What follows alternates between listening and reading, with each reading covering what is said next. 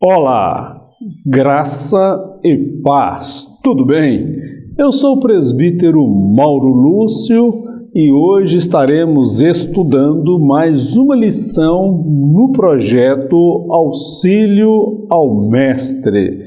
E hoje é a última lição do primeiro trimestre de 2019, cujo tema foi Batalha Espiritual. Um tema maravilhoso que podemos explorar na direção do Espírito Santo de Deus.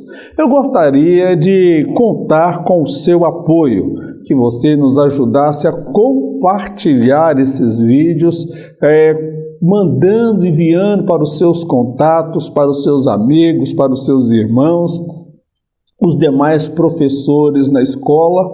Assim fazendo, nós estaremos promovendo a palavra do nosso Deus. Amém, meu amado? Eu posso contar com o seu apoio? Esse trabalho é um trabalho sem fins lucrativos. É um trabalho, meu amado, voluntário. É muito mais do que voluntário. É uma chamada, é uma vocação que o Senhor me confiou. Mas eu reconheço que sozinho eu não posso fazer tudo. Eu preciso do seu apoio, da sua oração, da sua participação, você compartilhando, você se inscrevendo no canal. Assim nós vamos promover esta palavra e no dia do Senhor, na entrega dos galardões, cada um receberá dele o galardão pelo trabalho prestado.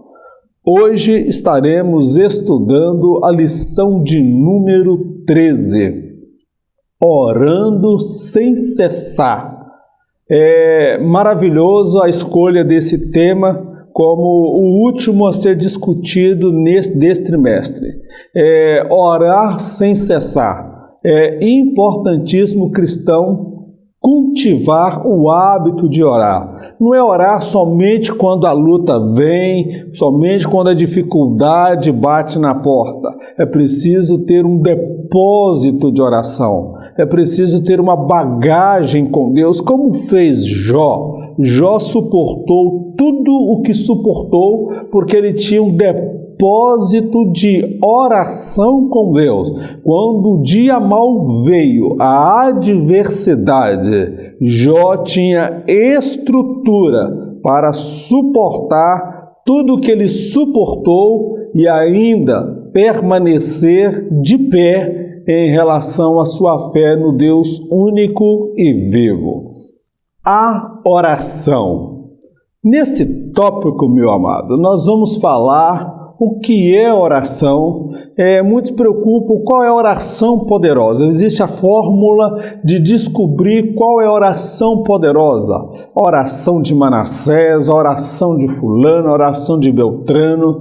Nós vamos ver aqui que Jesus ele ensina, estabelece um padrão de oração a ser observado. E a partir do padrão por ele estabelecido, é como nós devemos orar. Orar é falar de forma clara e espontânea com Deus, lançando sobre Ele as nossas dores, as nossas angústias, as nossas ansiedades. Definição: meio pelo qual a criatura, por intermédio da fé, se comunica e se relaciona com o Criador. Oração é, antes de tudo, um diálogo no qual ambas as partes se interagem. Na oração, Deus apresenta-se como um pai que está atento e interessado às questões que dizem respeito aos seus filhos. Ele sabe o que o filho deseja. Para ele, o que importa é a intimidade entre eles. A oração é isto aí, meu querido. É um meio pelo qual, através da fé ou intermédio da fé, a criatura, que é o homem, se relaciona com o Criador, é através da oração. Então, a oração, ela é, antes de tudo, meu amado, um diálogo com Deus. A oração, ela não é um monólogo, onde só eu falo e Deus escuta.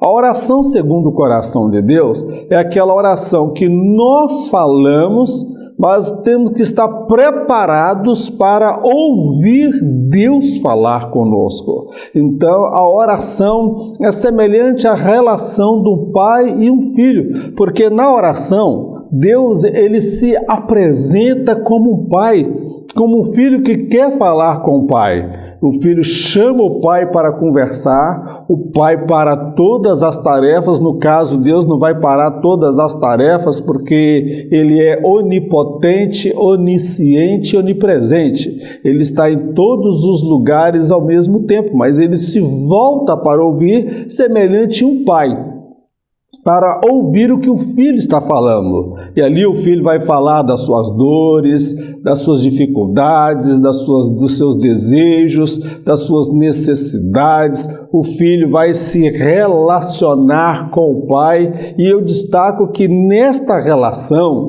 de diálogo, o pai, que é Deus, ele sabe muito bem o que os seus filhos desejam. Ele está preocupado até com cada fio de cabelo que cai da sua cabeça.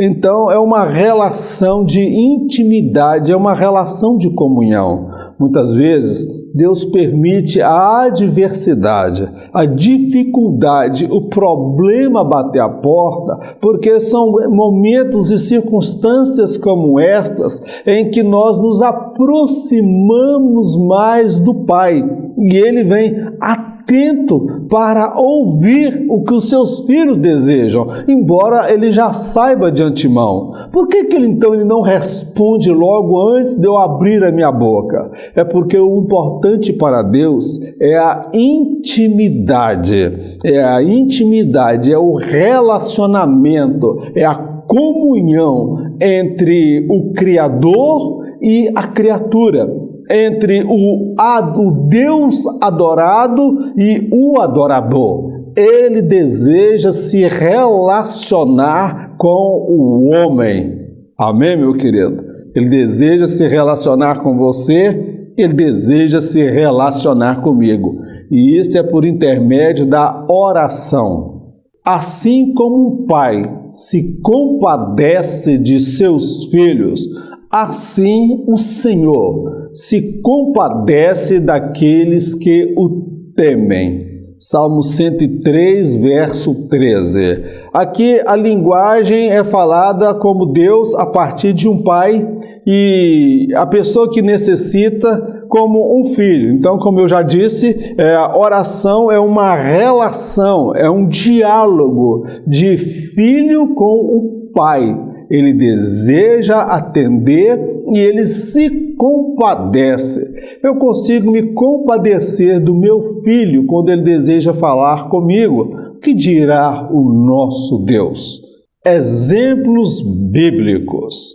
Dentre as inúmeras pessoas cujas orações foram atendidas, destaca-se a oração de Manassés. Pode-se afirmar que ele experimentou a graça no tempo da lei. Ele se valeu da feitiçaria, da adivinhação, invocava os mortos, consultava as estrelas, sacrificou seus filhos aos demônios, pôs imagens de esculturas no templo do Senhor. Foi levado cativo. Na sua angústia, reconheceu seus erros e Deus perdoou-lhe todos os pecados.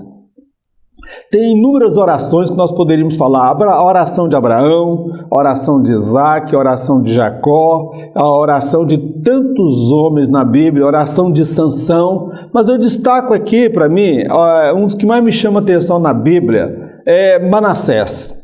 Manassés, ele era feiticeiro, ele usava de adivinhação, ele conhecia o horóscopo, ele invocava os mortos, ele sacrificou os próprios filhos no fogo. Ou seja, esse homem, ele não é o diabo que entrou nele, não, ele era tão demoniado, mas ele era tão perturbado que era ele que entrava no diabo. E ele era rei, Manassés. E a Bíblia fala que ele fez tudo isso para provocar a ira de Deus. Não bastasse a feitiçaria, a adivinhação, o queimar os filhos ao fogo, ele pegou as imagens dos deuses, aqueles deuses pagãos, e colocou dentro do templo do Senhor. Ele não obedecia à autoridade, o sacerdote, sumo sacerdote. Era ele que manda, acabou e é do jeito que eu quero. Esse é Manassés. Fez coisas abomináveis. Seria algo, contextualizando, pegar a imagem de entidades e de pseudos-deuses e colocar dentro do templo sede da Assembleia de Deus na sua igreja. E ninguém falar nada. Ficar todo mundo calado. E usar de feitiçaria e de engano. Meu irmão, Manassés, eu posso dizer, ele experimentou a graça no tempo da lei, se bem que no tempo da lei havia espaço também para a graça, havia espaço para o perdão. Era um homem que dificilmente hoje ele seria aceito no nosso meio, ainda que se arrependesse. As pessoas teriam receio, medo e queriam desejar a distância de Manassés. Aí ele foi levado no cativeiro, furaram seu nariz, atravessaram nele uma argola, e a Bíblia afirma, meu irmão, que na angústia ele reconheceu os seus erros e Deus perdoou os seus pecados. Você consegue acreditar numa coisa dessa? Ele clamou a Deus, fez tudo de errado para provocar a ira de Deus. E a Bíblia afirma que na sua angústia, quando ele chorou, quando ele caiu em si, quando ele se arrepende, quando ele busca Deus, Deus perdoa todos os seus pecados, tudo que ele havia feito. Sabe por quê? Porque Deus tem prazer em perdoar e não em matar. Nossa capacidade de perdoar, ela é limitada. Há situações que nós temos dificuldades de perdoar e deixar para trás. Agora, Deus, ele conseguiu perdoar os pecados de Manassés. Se fosse feito hoje um concílio, uma reunião de membros para tratar do caso de Manassés, ele seria excluído e até mesmo apedrejado, lançado para fora da igreja. E eu não estou querendo aqui fazer apologia de quem está com vida vergonhosa, pecaminosa dentro da igreja, não. Mas eu quero deixar um texto bíblico aqui para ampliar o seu entendimento. E ele, angustiado, orou deveras ao Senhor, seu Deus, e humilhou-se muito perante o Deus de seus pais, e fez-lhe oração, e Deus se aplacou para com ele, e ouviu a sua súplica, e tornou a trazê-lo a Jerusalém, ao seu reino. Então conheceu Manassés que o Senhor era Deus. Irmão, vamos falar uma verdade aqui. A oração, ela tem um poder extraordinário. Eu não sei a vida que você está levando, se você está se santificando, se você está envolvido com o pecado, mas eu sei que através da oração você consegue mover a mão de Deus. Através da oração, você consegue mover o sobrenatural de Deus ao seu favor. A Bíblia fala que Manassés, na sua angústia, ele orou de veras ao Senhor. O que é de veras? Ele orou com verdade, ele orou com intensidade. A Bíblia fala também que ele humilhou-se muito perante o Deus de seus pais. Então nós estamos falando aqui de um grande perdão, mas nós estamos falando aqui também de um arrependimento acompanhado de quebrantamento, um arrependimento verdadeiro, um arrependimento sincero, e fez-lhe oração. e Deus se aplacou para com ele e ouviu a sua súplica. E não somente ouviu a sua súplica, Deus tornou a trazer Manassés para Jerusalém e ele reinar novamente. Meu irmão, Deus mudou a história daquele homem porque aquele homem orou. Ele estava cativo, preso nos grilhões dos assírios. Era um povo terrível, era um povo pagão, um povo que torturava, humilhava os seus cativos, pois Deus fez aquilo que parecia impossível. Deus mudou o cativeiro de Manassés, porque ele humilhou-se perante o Senhor e buscou a Deus de todo o seu coração. Ele se humilhou de tal forma que Deus se compadeceu e restaurou a sua vida com ele. Esse é o Deus que nós servimos, é o Deus que tem prazer em perdoar. E o texto encontra-se em 2 Crônicas, capítulo 33, versos 12 e 13. Jesus e a prática da oração. O segredo do ministério terreno de Jesus se deu em função da constante prática da oração. Ele abriu mão de todos os atributos da divindade e, por intermédio da oração, ele estabelecera uma relação de total dependência do Espírito Santo. Quem o via expulsando legião de demônios, curando enfermos e confrontando os religiosos, não imaginava que a fonte do poder emanava da estreita relação com o Espírito Santo. Meu querido, Jesus, ele não somente mandou as pessoas orar. Uma coisa é você mandar alguém orar. Uma coisa é o pai mandar o filho orar. Uma coisa é o pastor mandar a igreja orar. Agora, outra coisa é esse pastor ser um homem de oração. Jesus, ele não somente mandou que os discípulos orassem, mas ele era um homem, enquanto homem, que tinha a prática da oração. Eu afirmo aqui sem medo de errar, que a razão do ministério de Jesus ter logrado êxito, sucesso, se deu porque Jesus vivia em constante oração. Meu querido, se o Filho de Deus precisou estabelecer a prática da oração, imagina eu e você, comedor de feijão e farinha, ou comedor de feijão e arroz, nós que somos pecadores. Ele abriu mão, porque ele precisou de depender da plena comunhão com o Espírito Santo, porque ele abriu mão de todos os atributos da divindade. Eu já falei em outros vídeos e torno a dizer, Jesus venceu o diabo e o inferno não como Deus, mas ele fez como homem. Ele se despiu da sua glória, da sua majestade, dos atributos da divindade. Ele não deixou de ser Deus, mas ele era 100% homem e 100% Deus.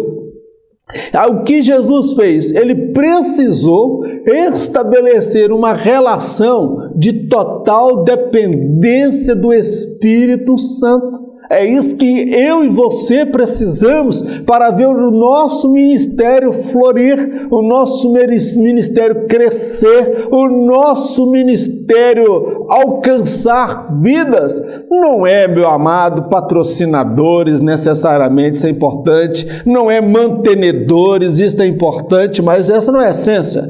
Não é uma boa oratória, uma eloquência, o conhecimento da técnica de falar em público. O segredo do sucesso do ministério de Jesus é que ele aprendeu a viver na total dependência do Espírito Santo de Deus.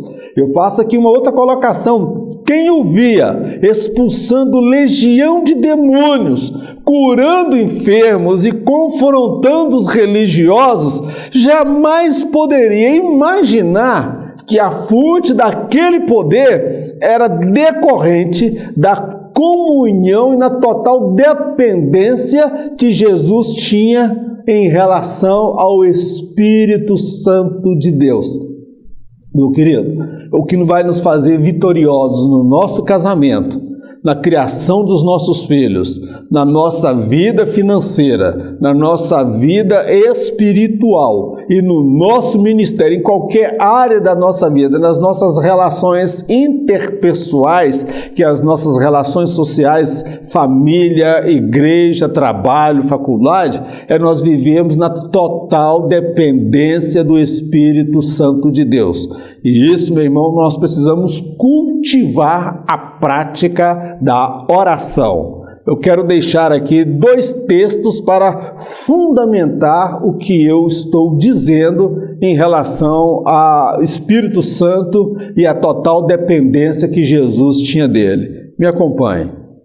De madrugada, em meio à escuridão, Jesus levantou-se, saiu da casa e retirou-se para um lugar deserto onde ficou orando.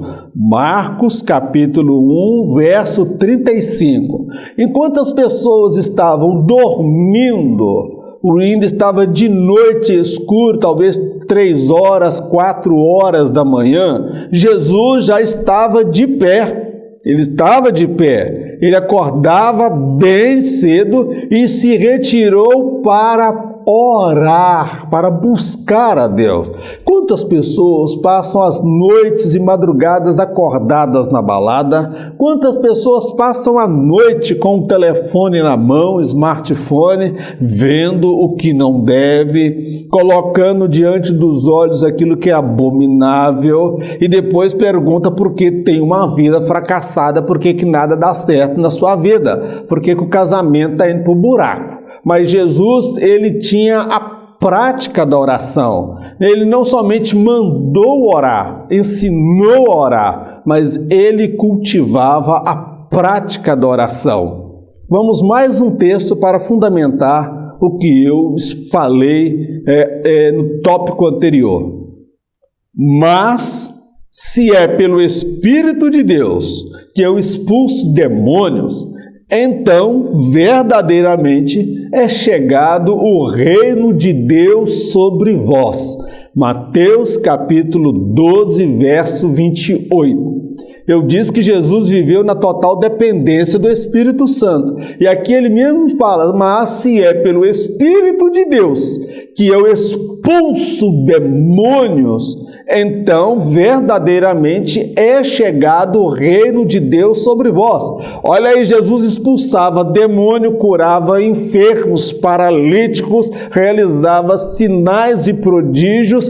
Por quê? Ele vivia na total dependência do Espírito Santo. E como é que ele conseguia ter esta comunhão? Meu irmão, de madrugada, orando, buscando, consagrando. Enquanto os outros estavam dormindo, Jesus estava já de pé para buscar a presença de Deus, porque ele sabia que quando o dia amanhecesse, multidões e multidões iriam até a ele. E o que ele teria para dar a estas pessoas? Ele precisava estabelecer a prática da oração para ter azeite, para ter unção, para ter autoridade. Amém, meu irmão? Se o Filho de Deus precisou disso, meu querido, imagina eu e você.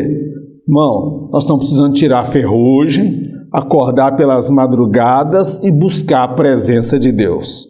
A oração no Sermão do Monte.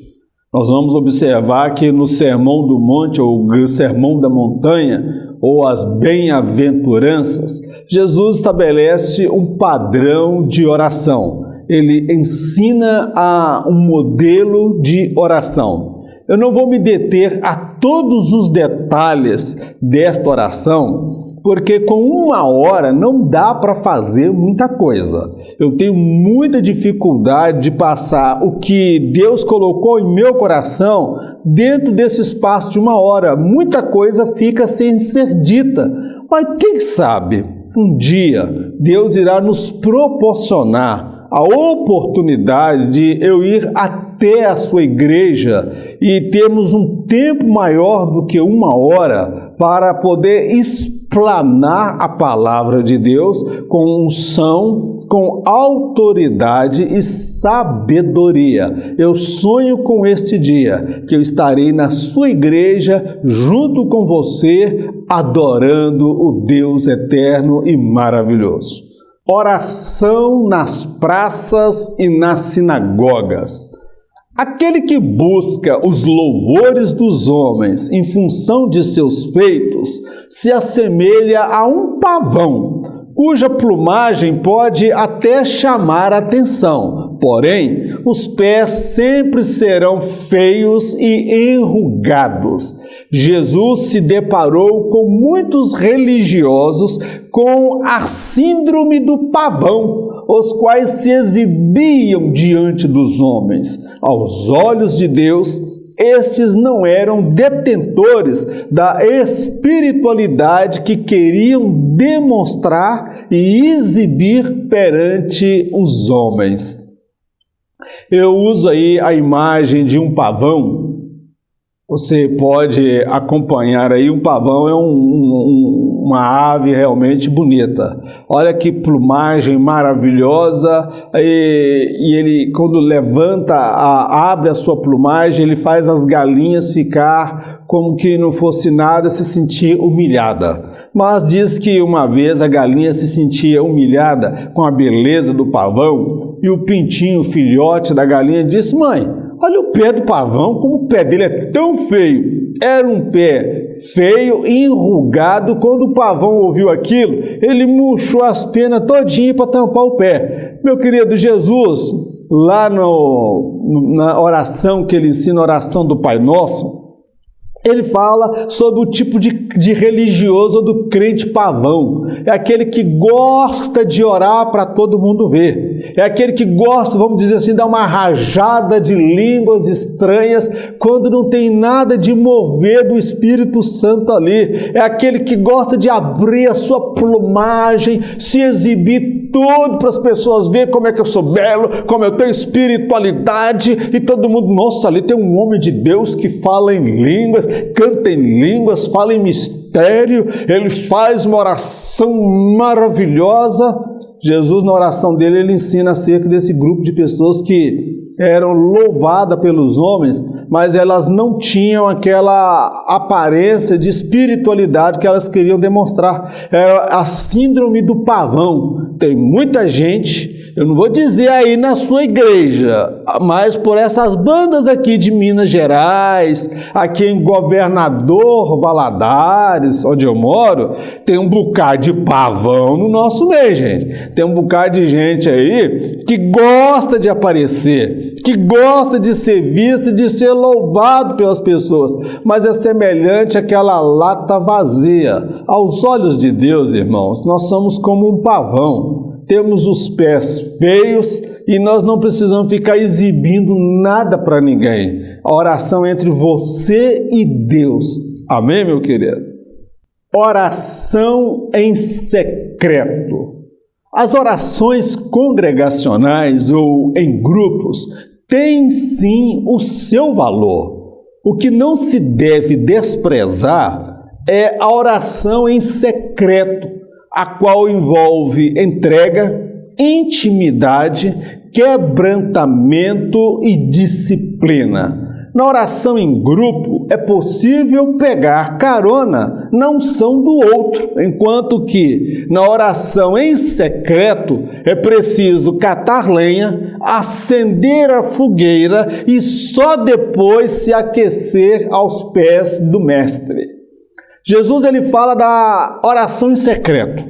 Mas será que Jesus estava querendo dizer que a oração em público não tinha validade? Não. Nós precisamos entender o contexto. Ah, não, irmão, o negócio é oração entre eu e Deus. É só Deus que precisa ficar sabendo. Ó, irmão, a oração congregacional ali na igreja, quando a igreja levanta um clamor, lá em Atos dos Apóstolos, quando Pedro foi preso, a Bíblia fala que a igreja fazia oração contínua por ele. Era a igreja, todos os irmãos reunidos, oração congregacional, era um clamor só. Então nós vamos ver também a rainha Esther, Quando saiu aquele decreto para matar todos os judeus, nós vemos que todos os judeus estavam orando, pedindo a Deus uma resposta. Esta oração congregacional em grupo, Jesus não diz que ela não é importante, ela é importante. A igreja ela precisa fazer clamor, fazer aquela oração de batalha, aquela oração de adoração, aquela oração de quebrantamento, aquela oração de confissão de pecado. Agora, o que nós não podemos desprezar, e é onde Jesus chama atenção,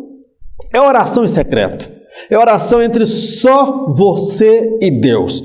Porque na oração em grupo, irmão, nós podemos interpretar um papel, nós podemos pegar carona na unção do outro que está do nosso lado. Às vezes tem alguém do nosso lado que está orando naquele fervor, e aquele fervor acaba empolgando a gente entra naquela corrente de unção, e é uma bênção. Agora, a oração em secreto, ela é diferente da oração congregacional em grupo. Sabe por quê? Ela envolve primeiro entrega. Você tem que se entregar a Deus. Você tem que abrir a sua mente, entregar o seu coração, se desligar do WhatsApp, do Facebook, se desligar da televisão. Ela envolve também oração individual. Oração em secreto, ela envolve intimidade. Você tem que ter intimidade com Deus. Ela envolve quebrantamento. Você chora diante de Deus. Isso é maravilhoso. Aquelas lágrimas na oração, quando nós estamos no secreto, aquilo é lubrificante da alma, meu querido. Aquilo sara a depressão, aquilo sara a solidão, aquela lágrima com quebrantamento ali, ela sara mágoa, ela sara rancor, ela sara um monte de coisa. E a oração em secreto também ela envolve disciplina. Eu faço aqui uma colocação. Sabe qual a diferença da oração em grupo para a oração em secreto?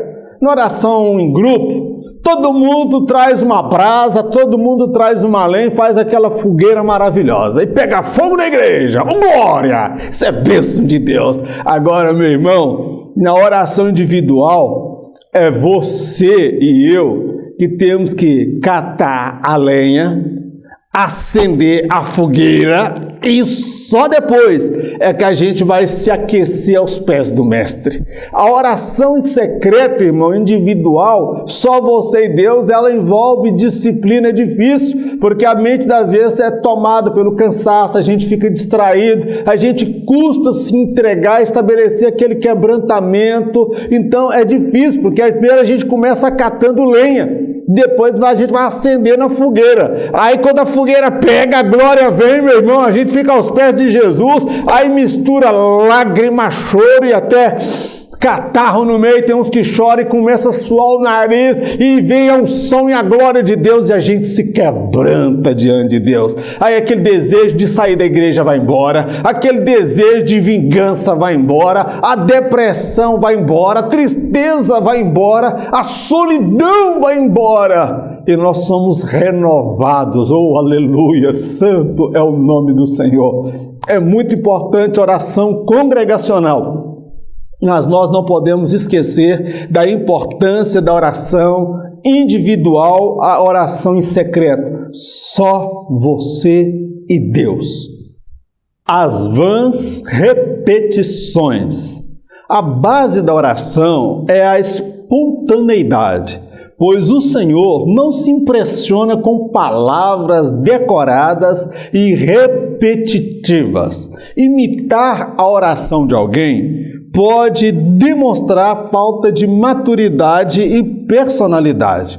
Orar é se despir diante de Deus, é esquecer os cargos, títulos e posições. A verdadeira oração lança fora a máscara da religiosidade e revela o verdadeiro ser. Jesus ele ensina que nas orações deveriam ser evitadas as vãs repetições, porque nos dias de Jesus, as pessoas que queriam ser vistas, alguns religiosos, eles faziam orações em público e você podia gravar a oração dele. Era sempre a mesma oração, as mesmas palavras, repetições, não era aquela oração espontânea. era aquela oração para ser vista, era a síndrome do pavão. Então, na oração, é importante o que? Espontaneidade. Eu tenho para mim que as orações mais poderosas que eu já fiz foi quando eu era recém-convertido, que eu não sabia nem falar com Deus. Eu abria a boca e começava a falar com Ele de forma espontânea. Sem conhecer teologia, abria a boca e começava a falar. Isto é espontaneidade. Deus quer espontaneidade. Aquela oração: grandíssimo, soberano, glorioso, poderoso, majestoso Deus, eu me apresento diante de Ti agora, em poder da Sua glória, na Sua majestade.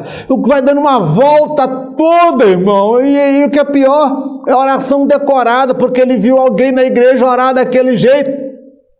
E ele está imitando a oração de alguém. Irmão, eu não preciso imitar a oração de alguém. Quem imita a oração de alguém está demonstrando falta de maturidade e personalidade. Orar, meu irmão, é você se despir diante de Deus, é você rasgar o seu coração, é você se colocar nu espiritualmente diante dele, é você esquecer os cargos. Não tem aí presidente de ministério, presidente do ciclo de oração, não tem aí o professor da escola bíblica, não tem aí o doutor em divindade na oração, meu irmão. Nós nos despimos diante de Deus, esquecemos os cargos, títulos e posições, e ali se apresenta um pecador com a alma quebrantada, alguém que não é digno de ser ouvido pelo Senhor. Miserável homem que sou, quem me livrará do corpo desta morte? É assim que nós somos, sujos, imundos aos olhos do Senhor. A Bíblia fala que as nossas atos, obras de justiça aos olhos de Deus são como trapos de imundícia, irmão. Não tenta impressionar a Deus na sua oração, porque você é presbítero, porque você é pastor, porque você é obreiro, porque você é missionário, você dirige aí não sei quantas congregações. Na oração, você vai se despir de todos esses cargos, títulos, e vai se colocar diante de Deus, irmãos.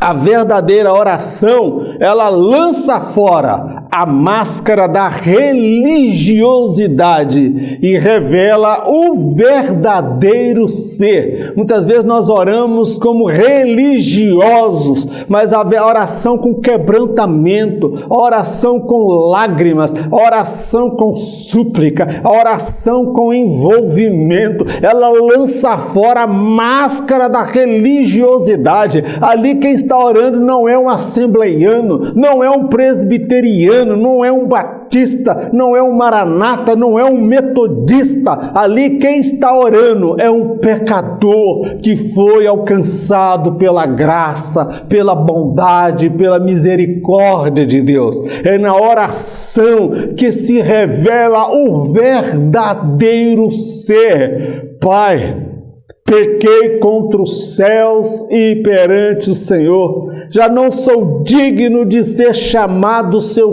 filho, mas me aceita ao menos como um dos seus empregados. Olha que oração, que palavra mais sincera.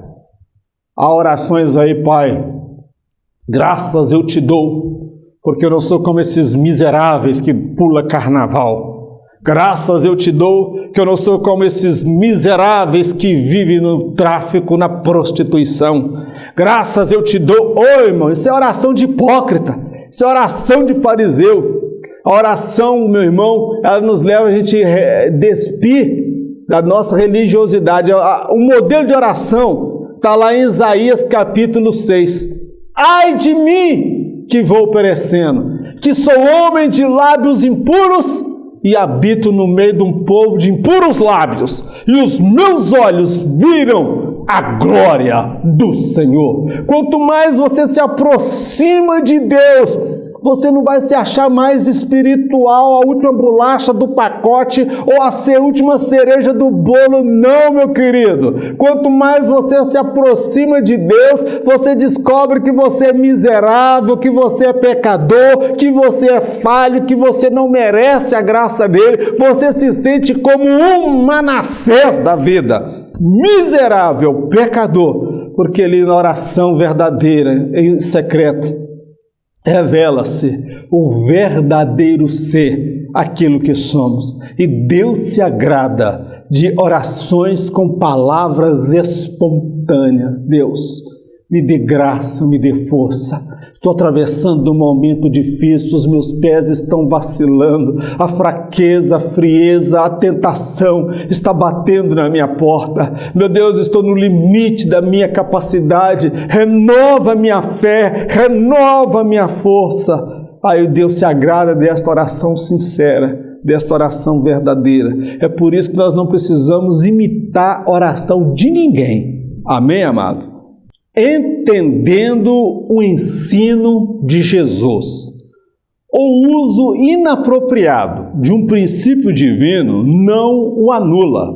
Jesus, em momento algum, questionou a validade da oração e suas variáveis. O que ele fez foi corrigir os erros e equívocos cometidos por alguns religiosos. Não se trata aqui da crítica pela crítica, e sim de um olhar de quem falava com propriedade e conhecimento de causa. Eu faço essa colocação aqui, amado, que um princípio divino, ele não pode nem deve ser anulado por causa de um equívoco humano ou uma forma inapropriada de fazer uso dele. Jesus, em momento algum, ele falou que a oração em grupo não tem validade. Ele não quis dizer em momento algum que a oração em secreto não tem validade. Ele estava repudiando, chamando a atenção, está observando os erros e equívocos cometidos pelos religiosos da sua época. Olha, vocês quando for orar, vocês orem em secreto, sem ficar repetindo tantas palavras vãs, sem querer chamar a atenção dos homens. Então nós observamos o quê? Que a oração em público, em grupo, ela é de Deus, meu irmão. Nós já falei em Atos lá, o povo orava em grupo, a igreja estava em incessante oração, constante oração por Pedro. A rainha Esther, quando ela se propôs a jejuar e orar, toda a nação já estava orando antes, buscando, todos clamando a Deus. Nós vamos ver vários. Então, o princípio, ele não é anulado por causa da forma inapropriada com o qual esse princípio é usado. Por exemplo, o dízimo. Ah, não vou dar dízimo porque estão roubando o dízimo na igreja, estão brigando por causa do dízimo. Então, você vai para o inferno igualzinho aquele que está roubando o dízimo, que está brigando por causa de dinheiro. Então, o mau uso de um atributo, de um princípio divino, não deve anular esse princípio divino. Então, o que Jesus faz? Ele foi corrigir os erros e os equívocos cometidos por alguns religiosos. Aqui, Jesus não estava criticando os religiosos, não era a crítica pela crítica, era e sim um olhar de quem falava com propriedade e conhecimento de causa. Então Jesus, quando ele olhou para aqueles homens, ele estava de forma alguma desqualificando a oração, mas ele observou que algumas coisas ali não estavam em conformidade com o princípio divino. E ele vem ali fazendo um ponto de vista, uma crítica construtiva para os seus discípulos não cometerem o mesmo erro. E Jesus falava com conhecimento de causa porque ele tinha uma vida de oração. O Pai Nosso. Esta oração é a oração mais conhecida talvez no mundo. Mais conhecida dentro do segmento cristão, é a oração do Pai Nosso. E é uma riqueza tão grande que nós levaríamos um trimestre para falar da oração do Pai Nosso. E dentro desses 12 minutos, 10 minutos, não será suficiente para extrairmos toda a riqueza que tem dentro do Pai Nosso. Eu não tenho a pretensão de esgotar o tema. Eu vou, na direção do Espírito Santo, dar uma breve pincelada em alguns tópicos que eu julguei importante ressaltar. O nosso Deus, que Deus é santo, todos já o sabem.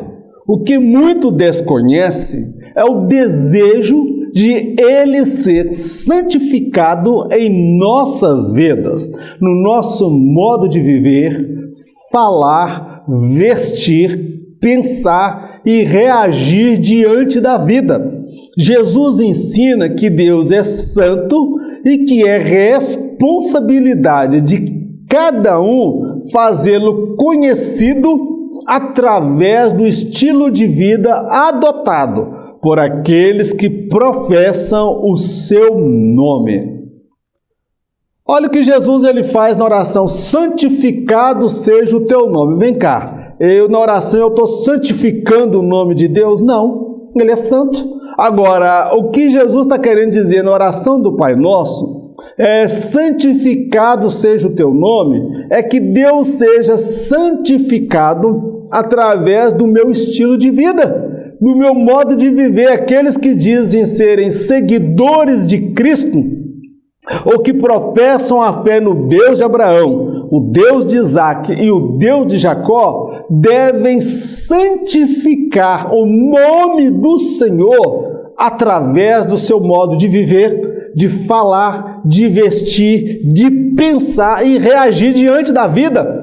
Quem diz que a nossa fé se limita a 4 paredes dentro do templo? Eu sou crente somente dentro da igreja, eu me visto como crente somente dentro da igreja, eu falo como crente somente dentro da igreja, eu reajo como crente somente dentro da igreja. E na faculdade? E no casamento? E nas relações sociais? E nas páginas do Facebook, do WhatsApp, no YouTube, aquilo que eu ando curtindo, fotos que eu ando postando? Meu irmão, a Bíblia fala que nós devemos santificar o nome de Deus na nossa vida, porque a Bíblia também afirma que o nosso corpo, ele é templo do Espírito Santo. E a Bíblia vai mais ainda: seja, pois, o vosso corpo e alma e espírito irrepreensíveis para no dia da vinda do Senhor Jesus. Está lá em Tessalonicenses, se eu não me engano, capítulo 4, verso 13. Você verifica aí que você vai achar. É uma responsabilidade minha e sua fazer com que o nome do Senhor ele seja glorificado e conhecido através do meu estilo de vida. Isto é santificar o nome do Senhor. Isso é tornar o nome dele conhecido. Alguém olhar para você, você fala diferente, você se veste diferente, você reage de forma diferente diante da vida, e o descrente vai olhar verdadeiramente: há algo de diferente na vida daquele rapaz, há algo diferente na vida daquela moça, tem um brilho diferente. Aí você está santificando o nome do Senhor através do seu modo de viver. As nossas necessidades. Jesus fala da necessidade diária e não anual, pois se assim o fosse, muitos buscariam a Deus apenas uma vez por ano e não mais. Nossas necessidades físicas são legítimas, Deus as conhece. Ele deixa claro que nem só do alimento físico viverá o homem. Este, por sua vez, precisa amadurecer na fé. O pedir perdão e saber perdoar fazem parte do processo. Eu destaco aqui a oração do Pai Nosso. O pão nosso de cada dia nos dai hoje. Ele não fala o pão nosso de cada ano nos dai hoje. Porque se a cada virada do ano nós chegássemos diante de Deus com a lista de tudo que nós queremos para o ano, todo um ano de supermercado, um ano de farmácia, um ano de internet, um ano de consórcio, um ano com todas as contas, nós fizéssemos um balanço e apresentasse, Deus nos atendesse naquele dia e recebêssemos tudo que nós precisamos para o ano de 2019, com certeza tinha muita gente desviado dentro do ano de 2019. A oração do Pai Nosso, ou o pão nosso de cada dia nos dai hoje, é porque a cada dia eu tenho que estar ali buscando a Deus. Não era todo dia que o maná descia do céu? Não era todo dia que o judeu tinha que ir lá, sair da sua tenda, ir lá buscar o maná, que Deus havia enviado, ou ele ia ficar morrendo de fome lá dentro da tenda? Não, tinha que correr atrás, tinha que ir lá buscar o maná e prepará-lo. Tá bom, meu querido? Assim é o que Deus deseja, é que nós venhamos a viver uma total dependência dele. Deus sabe que as suas necessidades e as minhas necessidades, elas são legítimas, ou seja, elas precisam ser supridas. Ele deixa claro que nem só do alimento físico é que eu vou viver. Não é só de pão, de carne, não é somente das minhas necessidades físicas. Eu preciso, meu irmão, amadurecer na fé. E eu destaco que o pedir perdão, ele fala, perdoa as nossas dívidas, assim como nós perdoamos aqueles que nos têm ofendido. Tem muita gente que não pode fazer a oração do Pai Nosso porque não consegue perdoar. Tem mágoa no coração, tem ódio no coração, tem rancor no coração. E você só é perdoado à medida que você consegue perdoar. Ô irmão, o tempo aqui é tão pequeno para poder discutirmos e explanarmos todo o que diz respeito à oração do Pai Nosso. O livramento dos perigos. Muitos são os perigos e tentações para todos que desejam ter uma vida justa e reta aos olhos de Deus. Por vezes, a natureza adâmica tende a conduzir o homem pelas veredas dos prazeres pecaminosos. Jesus ensina que é preciso aprender a depender de Deus e não estar confiado em si mesmo. Há cristãos que sempre estão à busca das tentações. Aqui a oração do Pai Nosso fala também, livra-nos de todo mal e não nos deixeis cair em tentação. Por que Jesus ora assim? Porque ele sabe que nós temos a natureza adâmica, essa natureza nossa, irmão. Ela parece uma pedra de 1 tonelada amarrada na nossa cintura, só lançada de cima de um penhasco.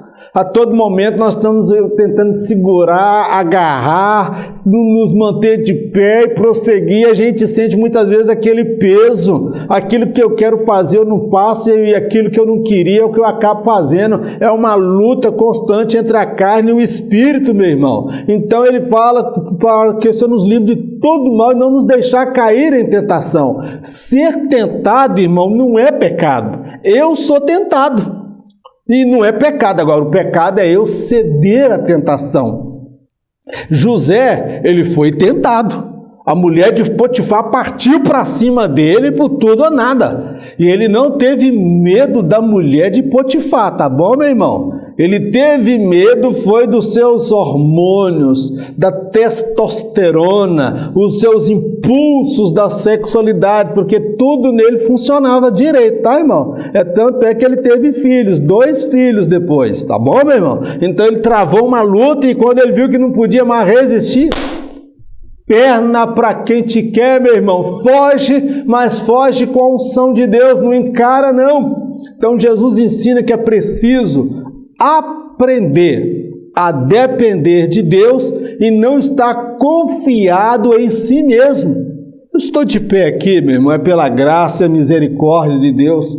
Eu já falei várias vezes, torno a dizer, aqui no meu sangue corre, meu irmão, na minha veia corre é sangue, não é azeite não. Esse mês agora de março vai estar dando os 3 meses, estamos encerrando o trimestre, mas 3 meses desse mês de março que eu estive jejuando diante do meu Deus na direção que Ele me deu. Para quê? Para que eu possa vencer as tentações e as batalhas espirituais que eu irei travar nesse ano de 2019. Através desse jejum de 3 meses que muitos irmãos estão fazendo junto comigo, ou que começaram depois, ou então você pega carona nessa última semana e jejua aí, meu irmão, é que nós iremos vencer as tentações. Não nos deixe cair em tentação. Agora eu quero destacar o seguinte, que há cristãos que estão sempre em busca das tentações. Irmão, tem uns crentes na igreja que só o sangue de Jesus nesse para dar jeito.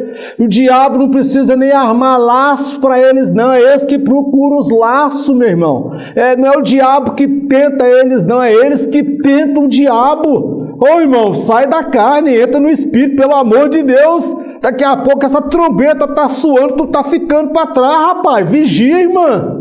Vigia, irmão. Eu falo isso com temor de Deus, não é porque o meu telhado é blindado, não. O meu telhado é de vidro. Mas agora, irmão, eu vou evitar o lugar da tentação. Se uma mulher me olhou diferente, com aquele olhar assim, de querer piscar o olho para o meu lado, passou por mim, apreciou a mercadoria que Jeová deu para Alessandra, minha esposa, eu vou olhar de cara séria, meu irmão. Não tem esse negócio de ficar flertando, não. Corta o mal pela raiz. Esse negócio de homem conversar com a mulher colocando a mão em mulher, não existe esse trem não, meu irmão. Esse negócio de ficar conversando, um homem é casado, a mulher é casada, de ficar no lero, em portas de igreja, meu irmão. Isso é uma brecha pro diabo. Quer conversar, é casado? Põe sua mulher do lado para conversar. Que segredo é esse que a sua esposa não pode saber? Que negócio é esse de ficar visitando a casa da irmã quando o marido dela não está lá? Eu sou do dito popular que casa que homem não está, homem não entra.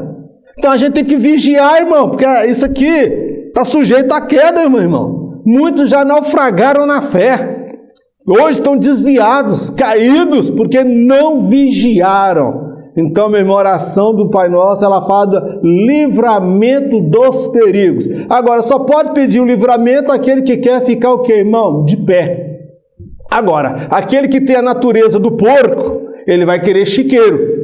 Ele vai querer as bolotas do diabo que o diabo oferece. Esse aí não precisa nem ora a Deus pedindo livramento, não. Na verdade, parece que ele ora ao diabo, pedindo o diabo para colocar as bandejas, as piriguetes diante dele, as tentações. Não precisa ser tentado, não. Ele já quer mesmo. Tentar, meu irmão, é quando você luta contra algo que a sua natureza adâmica tem prazer, mas o homem espiritual em você não quer aquilo ali, porque é abominável, é pecaminoso aos olhos do Senhor. Aí se configura uma tentação. Agora, correr atrás do pecado, se lambuzar no chiqueiro do cão, se envolver com as paixões, com a prostituição, com a bebedeira, com o carnaval, com orgias, com pornografia e adultério, meu irmão, você não está sendo tentado, não.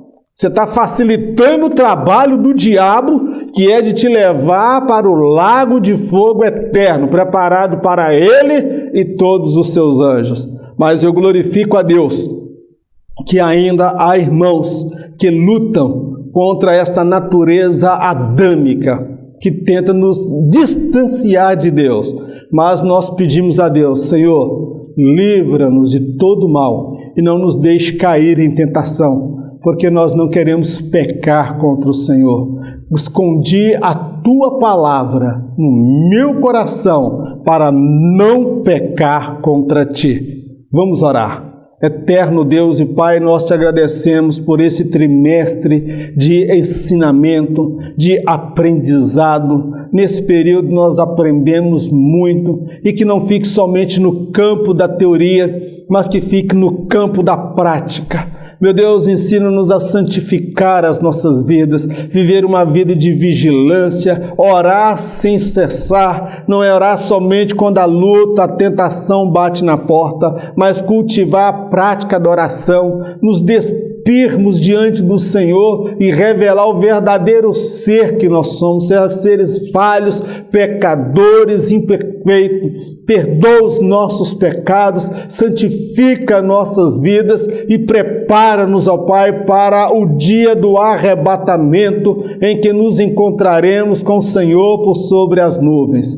Meu Senhor, nós te agradecemos por mais esse trimestre, por estarmos de pé, servindo ao Senhor, adorando ao Senhor. Te louvamos e glorificamos por aqueles que partiram, meu Pai, que já alcançaram a promessa e que aguardam o soar daquela trombeta. Meu Deus, guarda-nos, livra-nos da tentação, livra-nos de todo perigo, de todo mal. Nós queremos ouvir o toque daquela trombeta, nós não queremos ficar do lado de fora. Meu Deus, nós te agradecemos por tudo, em nome de Jesus. Amém.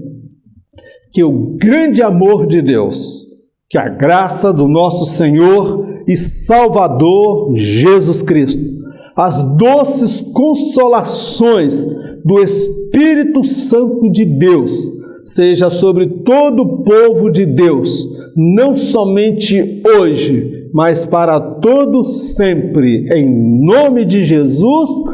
Amém. Que Deus te abençoe poderosamente. Em caso de arrebatamento, eu não estarei aqui para ministrar o segundo trimestre. Amém, irmão? Amém nada, irmão Mauro. Em caso de arrebatamento, nem eu e nem você estaremos aqui para ministrar as lições do segundo trimestre. Porque em caso de arrebatamento, nós nos encontraremos com o Senhor por sobre as nuvens. Fique na paz, Deus te abençoe e eu te encontro na glória, em nome de Jesus.